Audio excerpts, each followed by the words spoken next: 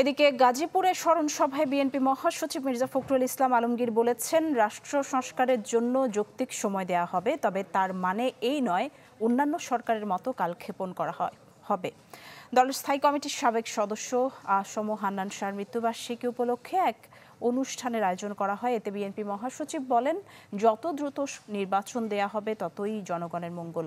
তারেক রহমান সহ বিএনপি নেতাকর্মীদের বিরুদ্ধে করা সব মামলা প্রত্যাহারের দাবিও জানান মির্জা ফখরুল। আমরা বারবার বলেছি যে একটা যৌক্তিক সময় আমরা অবশ্যই দেব।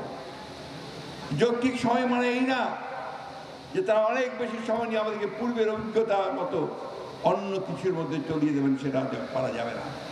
যত দ্রুত নির্বাচন করা যাবে ততই দেশের জন্য মঙ্গল হবে।